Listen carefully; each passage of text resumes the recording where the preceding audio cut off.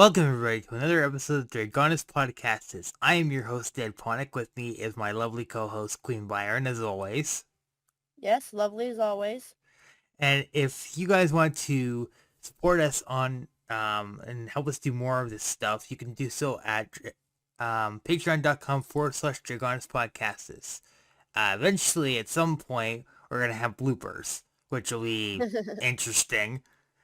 Yeah. So, Byron, do you like hitting stuff? I do. Do you like hitting stuff with two weapons? Sometimes. Do you like hitting stuff with a shield? Oh, yes, absolutely. Okay, well then fighter is definitely for you. So, for this episode, we are going to be talking about the fighter, which is now, I would say and this is just my opinion, of course. I would say that fighter is probably either the poster child of D&D in terms of classes, or basically it's the most beginner friendly class. Byron, would you like to elaborate further on that? Yeah, I think the barrier to entry in 5th edition is lower than other systems and previous editions, but the fighter definitely does have less choices to make, and I find that new players coming in are overwhelmed by choices. So fighter hits things, right? It's sweet and simple and to the point, and I do think it's a good class for beginners. Yeah, almost everybody that has played D&D at some point has played a fighter at the beginning of their when they started, and you and I are no exception to this. In fact, it's often a common thing to play fighter if you want to try out a different play style of some kind. Yeah. That's usually how that goes. And I'm not gonna lie, I might say this for the Paladin episode, but the fighter is actually probably my second favorite class. Yeah. Anyway, so what would you say is like the big if there's any like misconceptions or any like stereotypes about the class? Well, I think that it's easy to see how they hit things and think that it's dumb or, you're playing an unintelligent kind of character and you're just a brute who swings a club, not unlike a caveman or something like that. But fighters actually can get a lot of interesting options, and there are subclasses that include spellcasting. There are subclasses that include tactics and what they call maneuvers and things like that. So don't discount the fighter just because you think, oh, they swing their sword and they hit things and that's it. A little bit, but there is more to it than that. Yeah, and they're probably the class that has basically appeared in almost every D&D-esque medium to some extent. And Yeah, I yeah, agree with that. yeah, and I think that's a testament to how long the fighter has survived going through exchanges, because back in ye old days, the fighter was very complex, like a lot of the other classes. And don't even get me started on 4th edition when it's with its array of like class abilities. Anyway, so just let's kind of move on to the abilities here. So obviously your fighter's not is again, it's very simple. It's a very simple class, but what makes it stand out is that it has some unique stuff that's unique to it, like second wind, which is pretty much, it's basically you get knocked down, you get up and walk it off, basically. I believe Indomitable is basically giving the finger to certain effects. A little bit. And then, well, Action Surge is basically, it's basically, you go, then I go again. Or no, Well, no, no, I'm not. Sorry. not exactly. So two things I think that make the fighter really stand out apart from other classes is that they have extra attacks and more extra attacks than any other class. So if you want to hit things repeatedly, then definitely play a fighter. They also get more ability score improvements than other classes. They get them more frequently. And if your DM is allowing you to play with feats, you can swap an ability score improvement for a feat, then you can build a really highly specialized character, very niche with all different feats and doing the different ability score increases and things like that. So I think the fighter has some really fun abilities that it can do and things that make it, stand apart. I totally agree with that. One thing that I actually enjoy is that there's different martial archetypes that you can go through, and that's kind of plays into the subclasses, which there, I think there's most classes have a fair share, but the fighter has probably the most amount of options. My personal favorite has always been either rune knight or samurai. I actually am a big samurai person, so I know. I'm pretty sure like that you don't, if you do specialize put your points into samurai, you don't get to do like all those crazy stuff with the like the she strike maneuver, or like there's it's a very nuanced subclass, Mhm. but the fighting styles are like they're really, there's like a dozen of them at least. Um, Now most people will probably either put their, if they're playing fighter, they either put their points into great weapon fighting or two weapon fighting. I see some people who've actually put their points into like archery or duelist Mhm. or even blind fighting, which is crazy. I mean, that's kind of more. I think it's more of a monk thing, but if your conditions are right, if the conditions are right, you don't necessarily have to have your character be blind. You can have like them in the dark, and it kind of reminds me a little bit of Toph from Avatar: The Last Airbender, where she basically, even though she's blind physically, she basically has an otherworldly sense, Mhm. which is crazy. Um, And another thing about the fighter is that they have different subclasses, like we kind of mentioned. There are different fighting styles and things like that, and some can even cast spells. But there is room to play a fighter who uses a bow and arrow. They don't have to be melee fighters. You can play a ranged fighter as well, and it gets just all the same perks basically, and it's just as effective as playing one that's close up. So, don't discount the fighter if you want to play a ranged character either. yeah, I agree with that. So some famous fighters that I know of, a lot of these are either questionable or they have there's some workarounds, but some of the ones that I could come up with were Aragorn, Gimli from Lord of the Rings, Boromir, um, Hmm. the Dragonborn from Skyrim. Now that one's a little bit of a, that's kind of, it depends what you put your points into, but Dragonborn within the promotional material is a warrior or a fighter. Sorry, because back in ye olden days, it used to be called warrior, not fighter, but now it's called fighter. You see it most samurai in fiction or in any kind of stories. They're in some capacity a fighter of some kind. You got a couple characters from Sword Art Online and Conan the Barbarian. Despite the fact that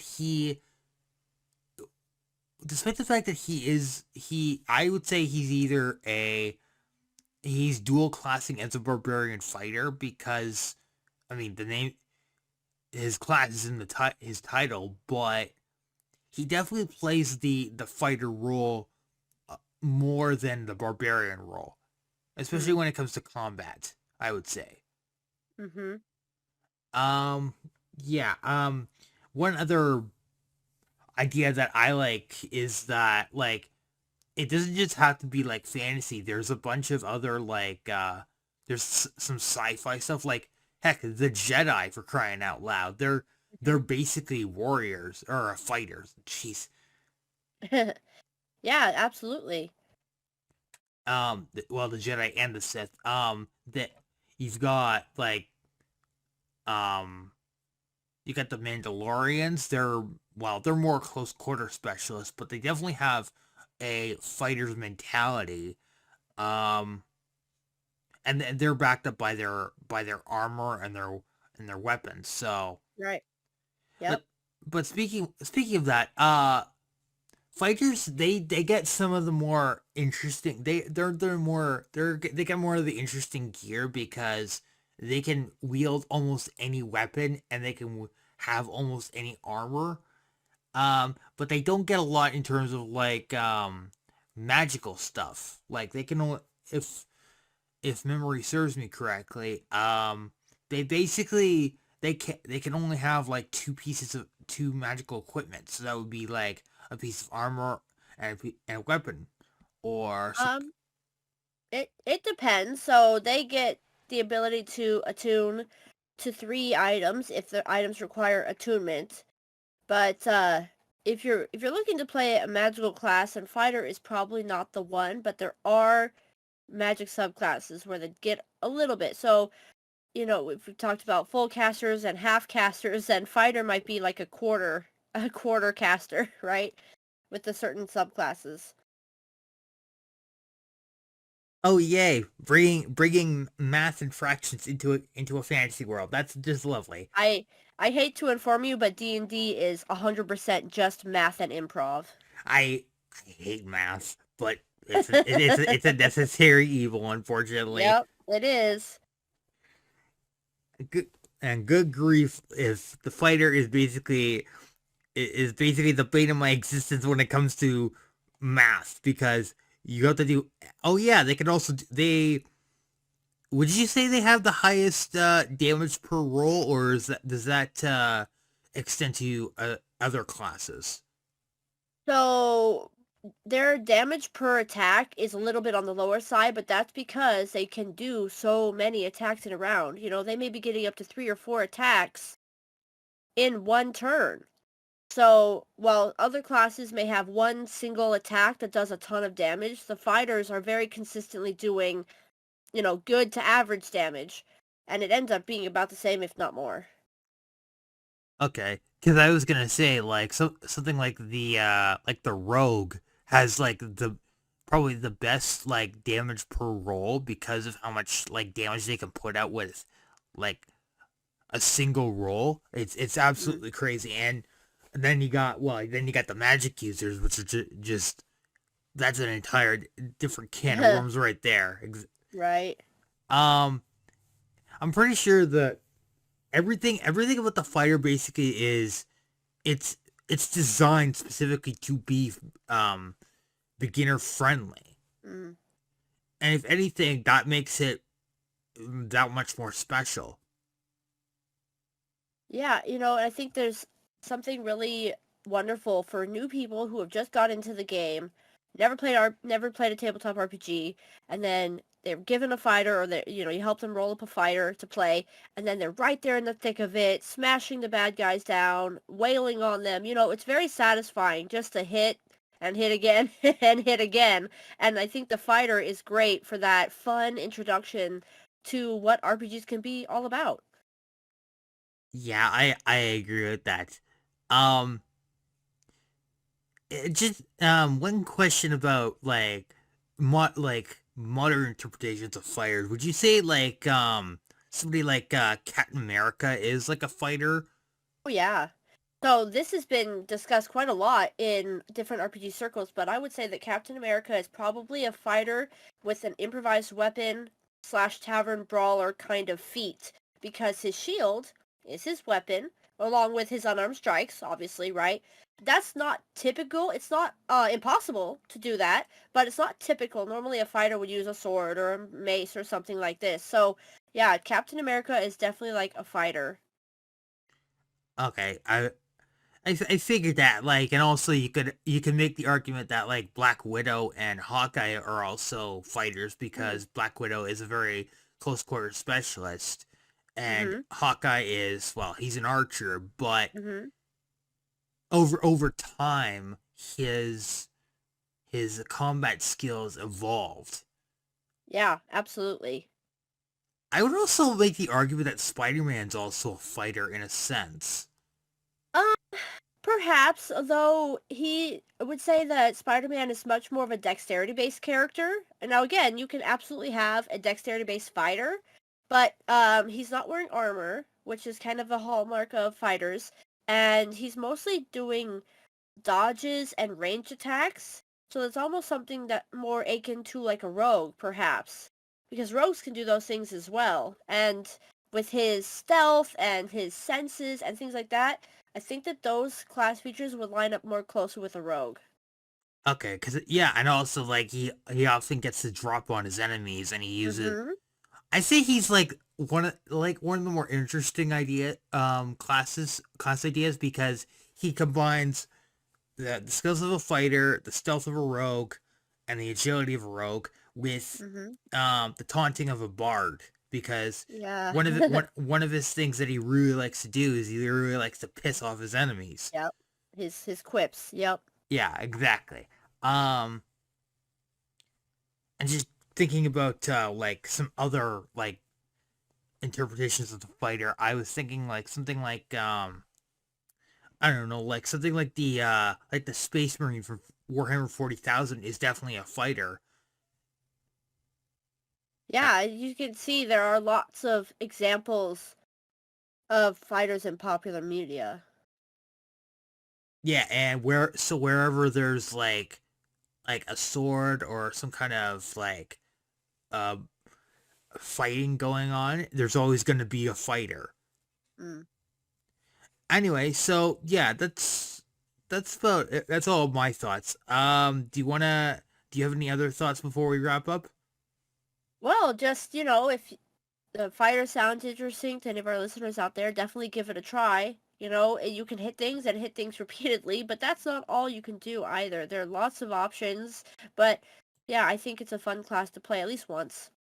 Yeah, at least. And it's a good class to introduce your friends to D&D because you don't have to make as many decisions and you don't have to worry about um all these different mechanics. Also, um just kind of going off a bit of a weird uh confession here. Um the fighter in World of Warcraft actually represents probably one of the best interpretations that I've seen in a long time because of the nature of the skill system and the talents. Because you can go to two weapon, great weapon, single weapon, sword and board, and they alternate between DPS and tank in terms of their roles when it comes to like dungeons. So that's it's an interesting idea. Mm-hmm. Anyway, um, so yeah, that's our episode. But next week is gonna be it's gonna be interesting. Byron is actually gonna be interrogating somebody. I'm not gonna say any more about that, but we'll see you guys next week.